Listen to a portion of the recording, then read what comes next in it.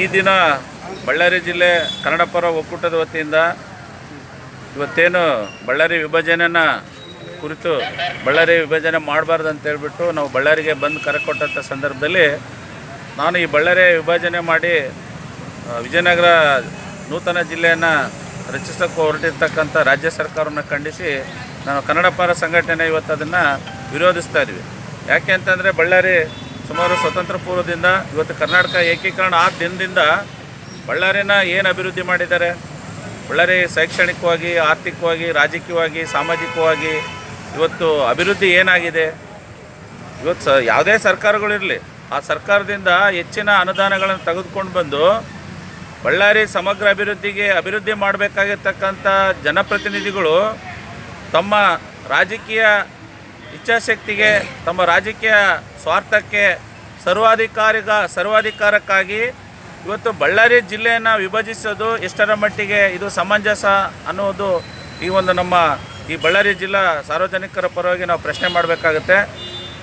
ಮಾನ್ಯ ಮುಖ್ಯಮಂತ್ರಿಗಳೇ, ತಮಗೂ ಗೊತ್ತಿಲ್ವಾ ಬಳ್ಳಾರಿ ಒಂದು ಅಭಿವೃದ್ಧಿ ಮಾಡ್ತಕ್ಕಂಥ ಬಳ್ಳಾರಿನ ನೀವು ಒಬ್ಬ ಜನಪ್ರತಿನಿಧಿ ಇಚ್ಛಾಶಕ್ತಿಗೋಸ್ಕರ ಬಳ್ಳಾರಿನ ವಿಭಜನೆ ಮಾಡೋಕ್ಕೆ ಹೋಗ್ತಾ ಇದ್ದೀರಲ್ಲ, ನಿಮಗೆ ಇದರ ವಿಚಾರ ನಿಮಗೆ ಗೊತ್ತಿಲ್ವಾ ಅಂಥೇಳಿ ನೀವು ಏನು ಬೇಕಾದರೂ ಮಾಡ್ತೀವಿ, ನಿಮ್ಮ ಅನುಕೂಲಕ್ಕೆ ತಕ್ಕಂಗೆ ಒಂದು ಪಕ್ಷದಿಂದ ಇನ್ನೊಂದು ಪಕ್ಷಕ್ಕೆ ಪಕ್ಷಾಂತರ ಮಾಡಿ ಆ ಪಕ್ಷದಲ್ಲಿ ಹೋಗಿ ನಿಮಗೆ ಮಂತ್ರಿ ಪದವಿ ಆಮಿಷಗಳನ್ನು ಕೊಡ್ತೀವಿ, ನಿಮಗೆ ಉಪಮುಖ್ಯಮಂತ್ರಿ ಸ್ಥಾನ ಕೊಡ್ತೀವಿ, ಮಂತ್ರಿಗಳು ಕೊಡ್ತೀವಿ.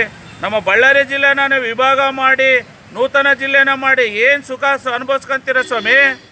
ಬಳ್ಳಾರಿ ಏನು ಅಭಿವೃದ್ಧಿ ಮಾಡಿದಿರಿ? ಇವತ್ತು ನೋಡಿ, ಇವತ್ತು ಆರ್ಥಿಕವಾಗಿ ಏನೇನು ಅಭಿವೃದ್ಧಿ ಆಗಿದೆಯಾ? ಇವತ್ತು ಶೈಕ್ಷಣಿಕವಾಗಿ ಏನೇನು ಅಭಿವೃದ್ಧಿ ಆಗಿದೆಯಾ? ತಾಲೂಕು ಕಚೇರಿ ಇಲ್ಲ ರೀ, ಒಂದು ಮಾದರಿ ವಿಶೇಷವಾದ ತಾಲೂಕು ಕಚೇರಿ ಇಲ್ಲ. ನೀವು ಅಭಿವೃದ್ಧಿ ಮಾಡಿ ವಿಶೇಷ ಅನುದಾನಗಳನ್ನು ತೆಗೆದುಕೊಂಡು ಬಂದು ಬಳ್ಳಾರಿನ ಅಭಿವೃದ್ಧಿ ಮಾಡಿ ಯಾರು ಬೇಡ ಅಂತಾರೆ? ಇವತ್ತು ಇನ್ನೊಂದು 371 ಜೆ ಹೈದರಾಬಾದ್ ಕರ್ನಾಟಕ ವಿಶೇಷ ಸ್ಥಾನಮಾನ ಇವತ್ತೇನಾದರೂ ವಿಜಯನಗರನ ಹೊಸ ಜಿಲ್ಲೆನ ಮಾಡಿದರೆ ಆ ವಿಶೇಷ ಸ್ಥಾನಮಾನ ಕಿತ್ತೋಗುತ್ತೆ. ನಾವೇನು ಭಿಕ್ಷೆ ಎತ್ತಬೇಕಾ? ಬಳ್ಳಾರಿ ಜನಗಳನ್ನು ನೀವು ಇವತ್ತು ಬೀದಿ ಪಾಲು ಮಾಡ್ತಾ ಇದ್ದೀರಾ. ಬಳ್ಳಾರಿ ಜನಗಳಿಗೆ ಅನ್ಯಾಯ ಮಾಡ್ತಾ ಇದ್ದೀರಾ. ಇವತ್ತು 6 ತಾಲೂಕುಗಳನ್ನು ಮಾಡಿ ಆ ಕಡೆ 6 ತಾಲೂಕು ಮಾಡಿ ಏನು ಅಭಿವೃದ್ಧಿ ಮಾಡ್ತಾ ಇದ್ದೀರಿ? ಬಳ್ಳಾರಿ ಜಿಲ್ಲೆನ ಒಂದು 200-300 ಕಿಲೋಮೀಟ್ರ್ ಅಂತರ ಇದೆಯಾ? ನೀವು ಯಾವ್ಯಾವುದೋ ದುರುದ್ದೇಶ ಇಟ್ಕೊಂಡು ಇವತ್ತು ಅಗರಿಬೊಮ್ಮನಹಳ್ಳಿ, ಇವತ್ತು ಹೂವಿನಡಗಲಿದೆ, ಅಲ್ಲಿಂದ ಬರ್ತಕ್ಕಂಥ ಜನಗಳಿಗೆ ಇವತ್ತು ಕೇಂದ್ರ ಕಚೇರಿ ತೊಂದರೆ ಆಗ್ತೈತೆ ಅಂತ ಹೇಳ್ತಿರಲ್ಲ. ನೀವು ಇವತ್ತು ರಸ್ತೆ ಸಂಚಾರ ಅಭಿವೃದ್ಧಿ ಮಾಡಿ, ರೈಲ್ವೆ ಸಂಚಾರ ಅಭಿವೃದ್ಧಿ ಮಾಡಿ, ಏನು ಮಹಾ ಅಭಿವೃದ್ಧಿ ಏನು ಮಾಡಿದ್ದೀರಾ? ನಿಮ್ಮ ವೈಯಕ್ತಿಕ ಉದ್ದೇಶಗಳನ್ನ ಇಟ್ಕೊಂಡು ಇವತ್ತು ಬಳ್ಳಾರಿನ ವಿಭಜನೆ ಮಾಡ್ತಾ ಇದ್ದೀರಲ್ಲ, ಏನು ಅಭಿವೃದ್ಧಿ ಸುರ್ಕೊಳ್ಳೋಕ್ಕೋಸ್ಕರ ಮಾಡ್ತಾ ಇದ್ದೀರಾ? ಇವತ್ತು ಇಲ್ಲಿ ಬಳ್ಳಾರಿ ಜನ ನಿಮಗೆ ಸುಖ ಸಂತೋಷ ನೆಮ್ಮದಿಯಿಂದ ಬದುಕೋದು ಇಷ್ಟ ಅಲ್ವಾ? ಕಾರ್ಮಿಕರು ಬದುಕೋದು ಇಷ್ಟ ಅಲ್ವಾ? ರೈತರ ಅಭಿವೃದ್ಧಿ ಆಗೋದು ಇಷ್ಟ ಅಲ್ವಾ?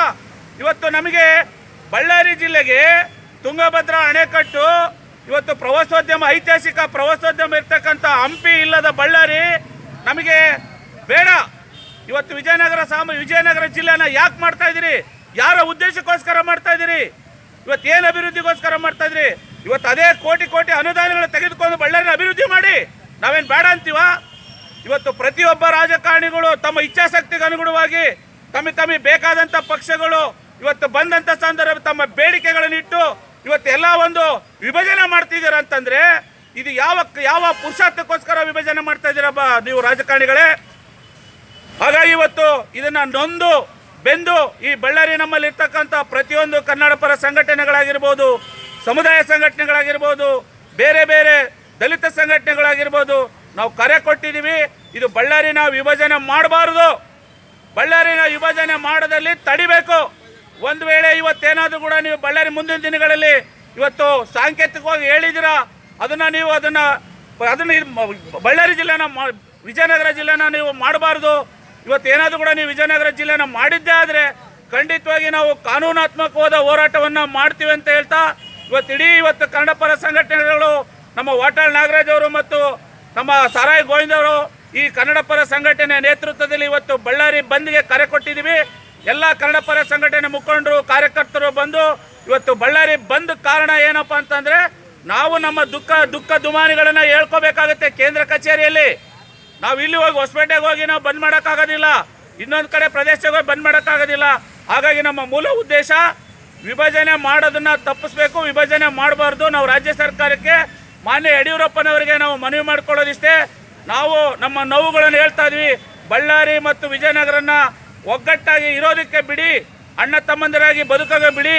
ಏಕೀಕರಣದಲ್ಲಿ ಹೋರಾಟ, ಏಕೀಕರಣದಲ್ಲಿ ಕರ್ನಾಟಕ ಏಕೀಕರಣ ಹೋರಾಟದಲ್ಲಿ ಸಾಕಷ್ಟು ಹುತಾತ್ಮರಾಗಿದ್ದಾರೆ. ಕನ್ನಡ ನಾಡು ನೆಲ ಬಳ್ಳಾರಿಗೋಸ್ಕರ ಹುತಾತ್ಮರಾಗಿರ್ತಕ್ಕ ಮಹಾನ್ ವ್ಯಕ್ತಿಗಳಿದ್ದಾರೆ. ಅಂಥ ವ್ಯಕ್ತಿಗಳನ್ನು ನಾವು ಕಳ್ಕೊಂಡು ಇವತ್ತು ದುಃಖದಲ್ಲಿ ಇರ್ತಕ್ಕಂಥ ಸಂದರ್ಭದಲ್ಲಿ ಇವತ್ತು ನಮಗೆ ಸ್ವತಂತ್ರ ಬಂದು 74 ವರ್ಷ ಆದರೂ ಸಹ ಇವತ್ತು ಬಳ್ಳಾರಿ ಅಭಿವೃದ್ಧಿ ಕಾಣತಕ್ಕದ್ದನ್ನ ಮತ್ತೆ ನಿಮ್ಮ ರಾಜಕೀಯ ಇಚ್ಛಾಶಕ್ತಿಗೋಸ್ಕರ ಬಳ್ಳಾರಿನ ವಿಭಜನೆ ಮಾಡಕ್ಕೆ ಹೋಗ್ತಾ ಇರೋದು ಇದು ದುಃಖಕರವಾದ ವಿಚಾರ ಅಂತ ಹೇಳ್ತಾ, ಈ ಸಂದರ್ಭದಲ್ಲಿ ಇವತ್ತು ನಾನು ಅವಕಾಶ ಮಾಡಿಕೊಡ್ತಕ್ಕಂಥ ನನ್ನ ಮಾಧ್ಯಮ ಮಿತ್ರರಾಗಿರ್ಬೋದು, ನಮ್ಮ ಪೊಲೀಸ್ ಅಧಿಕಾರಿಗಳಾಗಿರ್ಬೋದು, ಕನ್ನಡ ಪರ ಹೋರಾಟಗಾರರಾಗಿರ್ಬೋದು, ಇವರೆಲ್ಲರ ಸಹಕಾರ ಕೊಡಬೇಕು. ನಾವೆಲ್ಲರೂ ಒಕ್ಕೂರಿನಲ್ಲಿ ಹೋರಾಟ ಮಾಡಬೇಕು. ಬಳ್ಳಾರಿನ ವಿಭಜನೆ ಮಾಡೋಕ್ಕೆ ನಾವು ಬಿಡಬಾರ್ದು.